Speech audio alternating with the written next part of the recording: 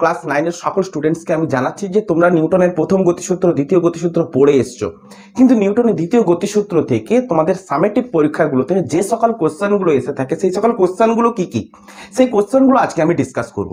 তো তার মধ্যে প্রথম কোশ্চেন যেমন করে নিউটনের দ্বিতীয় গতিসূত্র থেকে প্রথম গতিসূত্র প্রমাণ করব এক। দ্বিতীয় কোশ্চেন হচ্ছে কি না বস্তুর ভরই যে জাড্যের পরিমাপ সেটা পরিমাপ করব। 2 নম্বর গেল। তো 2 নম্বর কোশ্চেন পড়ার সাথে সাথে আমাকে আরেকটা কোশ্চেন আমাকে বলতে ইচ্ছা হচ্ছে যে নিউটনের যে এই তিনটে গতিসূত্র রয়েছে এই তিনটা গতিসূত্র কোন নির্দেশ তন্ত্রের উপরে নির্ভরশীল। নিউটনের এই যে তিনটা গতিসূত্র কোন নির্দেশ তন্ত্র। দেখো নির্দেশ তন্ত্র বেসিক্যালি দুই প্রকার। নির্দেশ তন্ত্র কয় প্রকারের হয়ে থাকে? নির্দেশ তন্ত্র হচ্ছে দুই প্রকারের। একটা হচ্ছে জড়ত্বীয় নির্দেশতন্ত্র, জড়ত্বীয় নির্দেশতন্ত্র, আরেকটা হচ্ছে অজড়ত্বীয় নির্দেশতন্ত্র। তাহলে দু প্রকারের নির্দেশতন্ত্র তো হয়। তো জড়ত্বীয় নির্দেশতন্ত্র জিনিসটা কেমন? যে নির্দেশতন্ত্র জিনিসটা তো আমরা বুঝি, যদি নাই বুঝে থাকি, যে রেফারেন্স ফ্রেম মানে যে তল, তোমার একটা যে কোনো একটা 2 ডাইমেনশনাল তল ধরে নাও যে আমাদের ভূমিটাই এটাই একটা 2 ডাইমেনশনাল টর্ম, এক্স ওয়াই অক্ষ বরাবর রয়েছে। তো এই তলের উপর কোনো একটা বস্তু কি হচ্ছে গতিশীল। এই তলের উপর কোনো একটা বস্তু গতিশীল। তাহলে এই তলের উপর যদি কোনো একটা বস্তু যদি গতিশীল হয় তাহলে বস্তু তো গতিশীল, কিন্তু আমাদের পৃথিবী কি অবস্থায় রয়েছে? না পৃথিবীটাও গতিশীল অবস্থায় রয়েছে। তাহলে পৃথিবী যদি গতিশীল অবস্থায় থাকে, গতিশীল কোনো তলের উপর কোনো একটা বস্তুর যদি গতির কোনো অবস্থা যদি আমি গণনা করতে চাই, তাহলে যে বস্তুটার গতিশীলতা গণনা করতে চাইছি সে নিজেই রয়েছে কোনো গতিশীল ফ্রেমের উপর, কোনো গতিশীল তলের উপর। তো ওই তলটাকে আমরা বলছি নির্দেশতন্ত্র। ওই নির্দেশতন্ত্র অলরেডি গতিশীল, তাহলে ওই রকম নির্দেশতন্ত্রকে আমরা বলবো অজড়ত্বীয় নির্দেশতন্ত্র। তাহলে যে নির্দেশতন্ত্রের একটা ত্বরণ রয়েছে, তাহলে এ নট ইকুয়ালস টু 0 ত্বরণ রয়েছে, কিন্তু পৃথিবী যে সমবেগে গতিশীল, একই সমবেগে বলবো না, সমদ্রুতিতে গতিশীল পৃথিবী। তাহলে সমদ্রুতিতে যদি গতিশীল হয় তাহলে এর কি ত্বরণ কি থাকবে? না, এর রৈখিক ত্বরণ নেই, কিন্তু অভিকর্ষজ ত্বরণ রয়েছে এবং অভিকেন্দ্র ত্বরণ রয়েছে, যে কারণের জন্য এ নট ইকুয়ালস টু 0। তাহলে অজড়ত্বীয় নির্দেশতন্ত্র সেই সকল নির্দেশতন্ত্র যেখানে ত্বরণ 0 হবে না, এ নট ইকুয়ালস টু 0। তাহলে স্বাভাবিকভাবে জড়ত্বীয় নির্দেশতন্ত্র কোনগুলো? এ ইকুয়ালস টু 0, যেখানে ত্বরণ 0 হবে। তাহলে নিউটনের যে তিনটে গতিসূত্র রয়েছে এই তিনটা গতিসূত্র জড়ত্বীয় নির্দেশতন্ত্রের জন্যই কেবলমাত্র প্রযোজ্য। এই কারণে জড়ত্বীয় নির্দেশতন্ত্রের ক্ষেত্রে প্রযোজ্য, যেহেতু এই বিশাল ভূখণ্ডকে আমরা স্থির বলে মেনে নিয়েছি, যে কারণে স্থির হওয়ার জন্য তার ক্ষেত্রে ত্বরণ সৃষ্টি হচ্ছে না। ত্বরণ যদি সৃষ্টি না হয় তাহলে বলতে পারছি এ ইকুয়ালস টু 0। তাহলে পৃথিবীকে আমরা জড়ত্বীয় নির্দেশতন্ত্র বলে মেনে নিতে পারি। তো নিউটনের তিনটা যে গতিসূত্র রয়েছে তিনটা গতিসূত্র কিন্তু জড়ত্বীয় নির্দেশতন্ত্রের ক্ষেত্রে প্রযোজ্য। তাহলে কোশ্চেন একটা আসতে পারে যে নিউটনের গতিসূত্র কোন নির্দেশতন্ত্রের ক্ষেত্রে প্রযোজ্য? তো তোমার অ্যান্সার হবে জড়ত্বীয় নির্দেশতন্ত্রের ক্ষেত্রে। কারণ নিউটনের তিনটে গতিসূত্রকে যে নির্দেশতন্ত্রের উপরে আমরা গণনা করে থাকি সেই নির্দেশতন্ত্রের ক্ষেত্রে কোনো ত্বরণ থাকে না, অর্থাৎ ত্বরণ ইকুয়ালস টু 0 হয়। এই কারণে নিউটনের তিনটে গতিসূত্রই জড়ত্বীয় নির্দেশতন্ত্রের ক্ষেত্রে প্রযোজ্য। তো আমি যে দুটো কোশ্চেন ধরেছিলাম সেই দুটো কোশ্চেন কি? সেই দুটো কোশ্চেনের প্রথম কোশ্চেন ছিল এটাই যে নিউটনের দ্বিতীয় গতিসূত্র থেকে প্রথম গতিসূত্র প্রমাণ করো। তাহলে দেখো এটা আমাদের পার্ট 1। তো নিউটনের দ্বিতীয় গতিসূত্র থেকে কিছু কোশ্চেন নিয়েছি, তার মধ্যে আমি এই গতিসূত্রটাকে আমি পার্ট 1 রূপে আমি ধরেছি, আরেকটা পার্ট 2 আমি করব, সেখানটায় নিউটনের দ্বিতীয় গতিসূত্র থেকে সামেটিভ পরীক্ষায় যে সকল কোশ্চেনগুলো এসে থাকে সেই কোশ্চেনগুলো আমি ডিসকাস করব। তো তোমাদেরকে একটাই কথা বলি, ধৈর্য সহকারে কিন্তু জিনিসটাকে লক্ষ্য করো, জিনিসটাকে পড়ার চেষ্টা করো, দেখার চেষ্টা করো, বোঝার চেষ্টা করো, প্র্যাকটিস করার চেষ্টা করো। অটোমেটিক্যালি তোমাদের নাম্বারের দিকে তাকাতে হবে না, নাম্বার অটোমেটিক্যালি বাড়বে। তুমি পড়তে থাকো, অনুশীলন করতে থাকো, নাম্বার অটোমেটিক্যালি বেড়ে যাবে। তো নিউটনের দ্বিতীয় গতিসূত্র আমি অলরেডি পড়ে এসেছি। নিউটনের দ্বিতীয় গতিসূত্র কি বলছে? না F equals to M A. তাহলে নিউটনের দ্বিতীয় গতিসূত্র তো এটাই বলে রেখেছে। একে যদি আমি একটু এক্সপ্লেন করে নিতে পারি, F equals to M into A equals to কি হয়ে থাকে, V minus U by T. তাহলে এটুকু কোনো অসুবিধা আছে? যদি অসুবিধা থাকে, যেহেতু ত্বরণ রিলেটেড, V equals to U plus A T, তাহলে এই ফর্মুলায় যাই, তাহলে ইউকে যদি আমি এই পাশে আনি, V minus U equals to A T হয়ে থাকে, তাহলে এ ইকুয়ালস টু কত, V minus U by T. তাহলে এর জায়গায় V minus U by T লিখেছি, ব্যাস এইটুকু আমি এক্সটেন্ড করে রাখলাম। আচ্ছা, নিউটনের প্রথম গতিসূত্র কি বলেছে? নিউটনের দ্বিতীয় গতিসূত্র প্রথম গতিসূত্র কি করব না, প্রমাণ করো, বাস দ্যাটস ইট। তো প্রথম গতিসূত্র কি বলেছে বলো? প্রথম গতিসূত্র বলেছে এটাই যে বাহ্যিক বল প্রয়োগ না করলে, মানে শর্ত হচ্ছে এটাই যে আমাদের কি শর্ত, যে বাহ্যিক বল যদি আমি প্রয়োগ না করি, এফ ইকুয়ালস টু যদি জিরো হয়, তাহলে কি বলছে না, স্থির বস্তু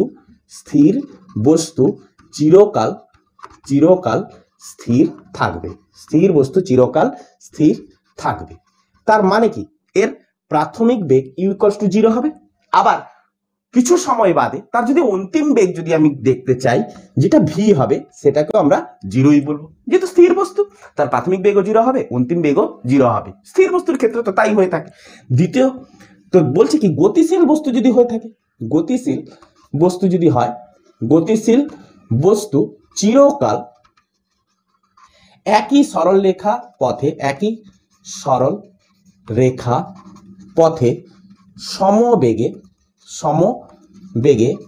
একই দিকে গতিশীল হবে।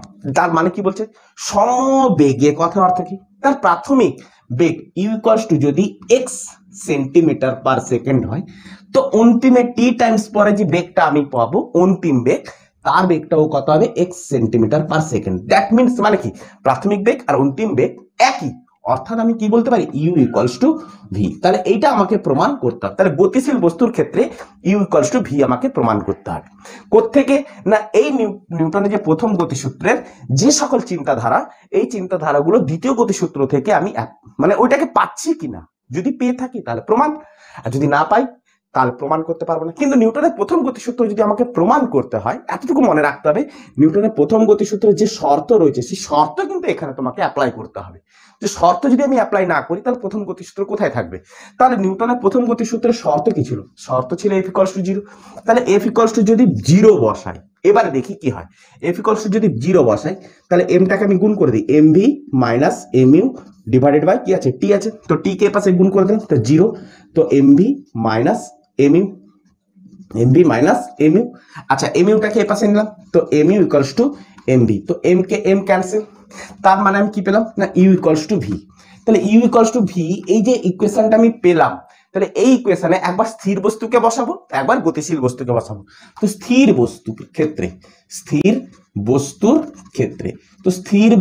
ক্ষেত্রে আমি কি বলতে থাকি, যে বস্তুটা স্থির, তার প্রাথমিক বেগ থাকতে পারে কি না, যে তাহলে এই বস্তুর প্রাথমিক বেগ যেটা ইউ, সেটা কি জিরো, যেহেতু স্থির বস্তু। যেহেতু U equals to V equation থেকে আমি তাহলে বলতে পারি, তা বস্তুটার ভি ইকুয়ালস টু কি হবে, জিরো হবে। তাহলে স্থির বস্তুর ক্ষেত্রে প্রাথমিক বেগ আর অন্তিম বেগ কি দাঁড়ালো, জিরো। তাহলে প্রথম যে ডায়লগটা ছিল নিউটনের প্রথম গতিসূত্রে, সেটা কিন্তু আমাদের স্যাটিসফাই। দ্বিতীয়টা হচ্ছে কিনা দেখি। তো দ্বিতীয়টার ক্ষেত্রে আমরা কি করবো না, দ্বিতীয়টার ক্ষেত্রে তাহলে গতিশীল বস্তুর ক্ষেত্রে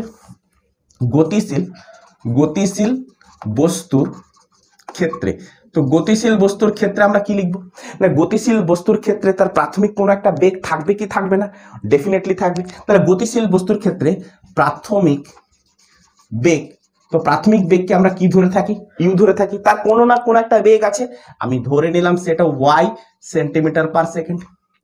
যেহেতু V U equals to V equation থেকে তুমি লক্ষ্য করো, তো সমীকরণ থেকে আমি এখানটায় পুট করব, যেহেতু ইউ ইকুয়ালস টু ভি, তাহলে অন্তিম বেগ যেটাকে আমি ভি দ্বারা ডিনোট করে থাকি, সেই বেগটা কত হবে, যেহেতু ইউ ইকুয়ালস টু ভি, তাহলে V equals to Y centimetre per second হবে। যেহেতু ইউ ইকুয়ালস টু ভি, সেহেতু V equals to Y centimetre per second হবে। অর্থাৎ আমি কি বলতে পারি, অর্থাৎ তার প্রাথমিক বেগ আর অন্তিম বেগের মান দুটো একই, অর্থাৎ ইউ যা হবে ভি তাই হবে। তো স্থির বস্তুর ক্ষেত্রে U equals to zero, V equals to 0। গতিশীল বস্তুর ক্ষেত্রে ইউ ইকুয়ালস টু ভি, যেটাই নিউটনের প্রথম গতিসূত্র বলেছিল। তাহলে প্রথমত যে কোশ্চেনটা ছিল যে নিউটনের দ্বিতীয় গতিসূত্র থেকে প্রথম গতিসূত্র প্রমাণ করো, তাহলে এই সূত্রটা, এই যে কোশ্চেনটাকে আমরা প্রমাণ করতে পারলাম। তো দ্বিতীয় কোশ্চেন কি ছিল? তো কোশ্চেন নাম্বার 2 দেখো কি বলতে চলেছে, যে ভরই জাড্যের পরিমাপ ব্যাখ্যা করো। ভরই জাড্যের পরিমাপ ব্যাখ্যা করো। তো এটাকে আমরা ভালো করে বুঝবো এবং সামেটিভ পরীক্ষার জন্য এটাকে ডিলও করব। দেখো নিউটনের দ্বিতীয় গতিসূত্র কি বলে এসছে না, F equals to M A. এতটুকু তো আমাদের ধারণা হয়ে গেছে। এবার আমি নিলাম, ধরো একটা বস্তু নিলাম, এই বস্তু একটা নিলাম, আরেকটা বস্তু নিলাম, এই বস্তু নিলাম। তাহলে দুটো বস্তু, একটা স্মল এম ভরের বস্তু আর একটা ক্যাপিটাল এম ভরের বস্তু। দুটো বস্তুই একটা তলের উপরে রয়েছে, যে তলটা হচ্ছে কি, আমি ধরেই নিলাম এই তলটা হচ্ছে মসৃণ তল। এই তলটা কেমন তল না, মসৃণ তল। এবারে লক্ষ্য করো, দুটো বস্তুর উপরে আমি বল প্রয়োগ করছি, একই পরিমাণ বল প্রয়োগ করব। এখানেও আমি এফ পরিমাণ বল প্রয়োগ করেছি, এখানটাতেও আমি এফ পরিমাণ বল প্রয়োগ করেছি। বস্তুটার প্রাথমিক বেগ কত ছিল? 0। এই বস্তুটারও প্রাথমিক বেগ কত না, 0। ক্লিয়ার? আচ্ছা, দুটো বস্তুর উপর একই মানের বল প্রয়োগ করেছি, তাহলে আমি লিখতেই পারি, তাহলে ছবি থেকে আমি লিখছি যে এফ এর মান, এফ মানে হচ্ছে কি, এফ মানে হচ্ছে বল, এর মান কি একই, অর্থাৎ এফ ইকুয়ালস টু আমি কি লিখতে পারি, ধ্রুবক। এফ ইকুয়ালস টু আমি কি লিখতে পারি, ধ্রুবক। তো এই বস্তুর উপর এফ ইকুয়াল টু, তুমি মনে মনে ভাবো এটার উপরে আমি 10 নিউটন বল প্রয়োগ করেছি, এর উপরেও আমি 10 নিউটন বল প্রয়োগ করেছি, দুটো বস্তুর উপরে সমমানের বল প্রয়োগ করেছি। যেহেতু এই বস্তুটার ক্ষেত্রে ভর এই বস্তুটার তুলনায় কম, সেহেতু এই বস্তুটা টি সময় পরে এই জায়গাটাতে এসে পৌঁছবে, কিন্তু যখন পৌঁছবে তখন তার বেগটা হবে কত, যাই হোক একটা হবে। আমি ধরে নিলাম এখানটায় কত বেগ তৈরি হয়েছে না, এখানটায় বেগটা তৈরি হয়েছে ধরো 20 মিটার পার সেকেন্ড। কত বেগ তৈরি হয়েছে? 20 মিটার পার সেকেন্ড। তাহলে কত সময় পরে না, 10 সেকেন্ড পরে। গণনা করছি দেখো কিভাবে, এই বস্তুটার উপরে আমি 10 নিউটন বল প্রয়োগ করেছি, এই বস্তুটাও কিছু 10 সেকেন্ড পরে এই জায়গাটা এসে পৌঁছবে, কত সেকেন্ড পর? দুজনের টাইমও আমি কি ধরেছি, একই ধরেছি। গণনা করছি তো, তাহলে বলের মান, সময়ের মান যদি একই না ধরি তাহলে গণনা করব কি করে? যে কোনো একটা আরবিটারি হয়ে গেলে তো প্রবলেম আছে। তো এই জায়গাটা যখন এসে বস্তুটা পৌঁছবে তখন তার বেগ কত হয়েছে না, তখন যেহেতু এই বস্তুটা অনেকটা ভারী, সেহেতু এই বস্তুটার উপরে এই পরিমাণ যদি বল প্রয়োগ করি, নিশ্চয়ই এখানটায় 20 মিটার পার সেকেন্ড তো হবে না, তার থেকে কম হবে, 15 মিটার পার সেকেন্ড হবে। কেন না, বস্তুটা ভারী প্রচন্ড, এর থেকে এ অনেকটাই ভারী, তাহলে একে যদি আমাকে নড়াতে হয় তো বেশি মানের বল প্রয়োগ করতে হবে। তো আমি যদি সমমানের বল প্রয়োগ করেই থাকি তাহলে এটাকে তত ভালো করে কি আমি নড়াতে পারবো না, তার থেকে একে যতটা ভালো করে নড়াতে পারবো একে আমি ততটা ভালো করে নড়াতে পারবো না। তার মানে এর মধ্যে সেই পরিমাণ বেগ আসবে না, সেই পরিমাণ যদি বেগ না আসে তাহলে প্রথমটার থেকে দ্বিতীয়টাতে কম পরিমাণের বেগ আসবে। এতটুকুই হচ্ছে সাধারণ জ্ঞান।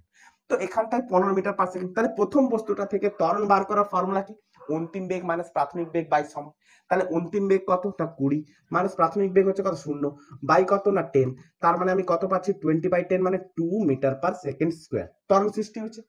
আচ্ছা, দ্বিতীয় বস্তুটার ক্ষেত্রে ত্বরণ বার করার ফর্মুলা কি না, অন্তিম বেগ মাইনাস প্রাথমিক বেগ বাই সময়। তাহলে অন্তিম বেগ হচ্ছে কত না 15, প্রাথমিক বেগ 0 ডিভাইড বাই 10 সেকেন্ড, তার মানে হচ্ছে 1.5 মিটার পার সেকেন্ড স্কয়ার।